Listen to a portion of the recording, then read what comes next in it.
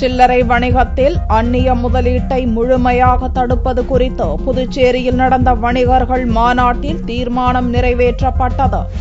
புதுச்சேரியில் வணிகர் சங்கங்களின் கூட்டமைப்பு நடத்திய மாநில மாநாட்டில் ஆயிரக்கணக்கானோர் பங்கேற்றனர். வணிகர்கள் பேரணியாக புறப்பட்டு மாநாட்டு பந்தலுக்கு சென்றனர். மாநாட்டில் முதல்வர் ரங்கசாமி கலந்து கொண்டு வணிகர் சங்கங்களின் மாநாட்டு மலரை வெளியிட்டார். பின்னர் பேசிய ரங்கசாமி, புதுச்சேரியில் வியாபாரிகள் நல வாரியம் அமைக்க வேண்டும் என்ற கோரிக்கையை நிறைவேற்ற நடவடிக்கை மேற்கொள்ளப்பட்டுள்ளதாக தெரிவித்தார். மேலும் விரைவில் புதுச்சேரிக்கு மாநில அந்தஸ்து பெறப்படும் என்றும் அவர் கூறினார். புதுச்சேரி ட்ரேடர்ஸ் வெல்ஃபேர் போர்டு விரைவாக அமைக்கப்படும்.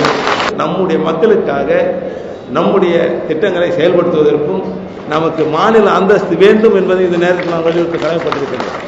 இம்மாநாட்டில் சில்லறை வணிகத்தில் அந்நிய முதலீட்டை முழுமையாக தடுக்க வேண்டும், வணிக நெறி சட்டத்தை நெறிப்படுத்த வேண்டும் என்பன உள்ளிட்ட 11 தீர்மானங்கள் நிறைவேற்றப்பட்டன. இதில் மத்திய இணை அமைச்சர் நாராயணசாமி, எதிர்க்கட்சித் தலைவர் வைத்திலிங்கம், வணிகர் சங்க கூட்டமைப்பு தலைவர் சிவசங்கரன் ஆகியோர் பங்கேற்றனர்.